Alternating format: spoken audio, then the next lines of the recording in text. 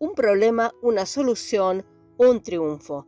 Siguiendo con estos maravillosos temas de cortos esenciales que van completando temas doctrinales con clara comprensión, seguimos con esta maravillosa serie de un problema, una solución, un triunfo. Recordamos que fue escrita ya por el año 1900 aproximadamente por su autor y que ahora tenemos el placer de compartir en su versión podcast para poner sobre la mesa este exquisito alimento para una generación que tal vez ni siquiera hubo oído de este maravilloso tema, recordando, como siempre decimos, que el cielo y la tierra pasará, pero la palabra de Dios permanecerá para siempre. Así, continuamos desarrollando este tema de esta serie, un problema, una solución, un triunfo. Estábamos considerando el tema del pecado en la carne. Todavía hay otras evidencias también en este capítulo 7 de Romanos de los mismos hechos. Aquí se declara que el pecado habita en mí y hay pecado en la carne. Capítulo 7, verso 17 de Romanos, verso 20, capítulo 8, verso 3 y verso 13.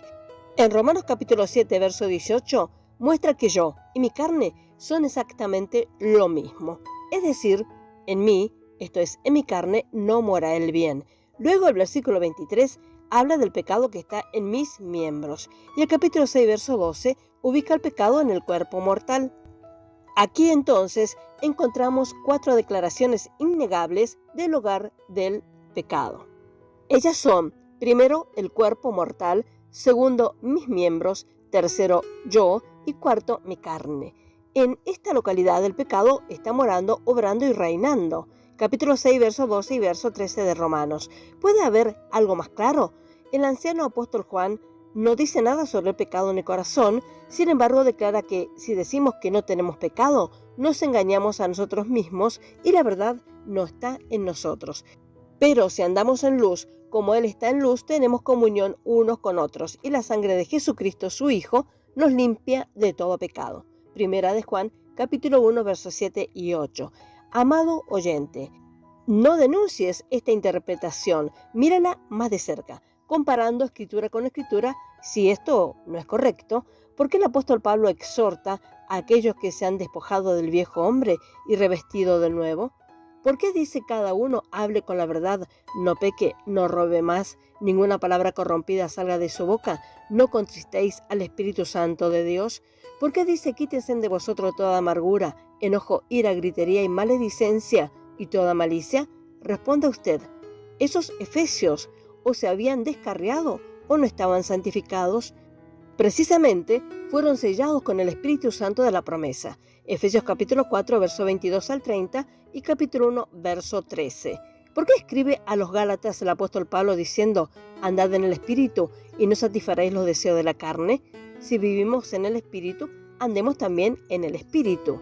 No seamos deseosos de vanagloria, provocándonos unos a otros, envidiándonos unos a otros. Gálatas capítulo 5, verso 16, verso 25 y verso 26. ¿Por qué escribir así si no hay pecado en la carne? ¿Por qué escribe la iglesia en Colosas, os habéis despojado del hombre viejo con sus obras y os habéis revestido de nuevo? Fueron resucitados con Cristo, su vida estaba escondida con Cristo en Dios. Colosenses capítulo 3, verso 1, verso 3, verso 9 y verso 10. Cristo era su vida y debían ser manifestados también con Él en gloria. Colosenses capítulo 3, verso 4 de la versión revisada. Pablo se dirigió a ellos como santos y fieles hermanos en Cristo, y elogió su fe en Cristo Jesús y amor a todos los santos. Y ellos conocieron la gracia de Dios en verdad. Colosenses capítulo 1, verso 2, verso 4 y verso 6. Pero si no había pecado en su carne, ¿por qué les amonestaba Pablo diciendo, haced morir pues lo terrenal en vosotros, fornicación, impureza, pasiones desordenadas, malos deseos y avaricia, que es idolatría? Colosenses 3:6, cosas por las cuales la ira de Dios viene sobre los hijos de desobediencia. Verso 7, en las cuales vosotros también anduvisteis en otro tiempo, cuando vivíais en ellas. Verso 8, pero ahora dejad también vosotros todas estas cosas, ira, enojo, malicia, blasfemia, palabra deshonesta de vuestra boca. Colosenses capítulo 3, versos 5 al 8. ¿Por qué entonces tales exhortaciones? ¿Por qué escribe en Primera de Corintios, donde encontramos registradas las manifestaciones o los resultados reales del pecado en la carne? Esas personas fueron santificadas en Cristo Jesús, llamadas santas, sin levadura, templo de Dios, y el Espíritu de Dios moraba en ellos como un templo santo. Primera de Corintios capítulo 1, verso 2, capítulo 5, verso 7, capítulo 3, verso 16, verso 17 y capítulo 6, verso 19. Sin embargo, Pablo encuentra entre ellos envidias, contiendas, divisiones, gloriándose en los hombres, gloriándose los unos contra los otros, sentándose en juicio sobre los apóstoles envanecidos, y uno de ellos cayó víctima de una rara clase de fornicación, y el apóstol debe dar consejos acerca de los codiciosos, o un idólatra, o injuriador, o borracho, o ladrón. Primera de Corintios capítulo 3, verso 3, verso 21, capítulo 4, versos 5 y 6, capítulo 5, verso 9 al 11. Ese registro es simplemente una imagen en miniatura de la iglesia cristiana de todos los tiempos. Si el pecado en la carne, en tu cuerpo mortal, en tus miembros, no fue entonces, ni lo es ahora, la causa de tal conducta, dinos por favor, ¿cuál es?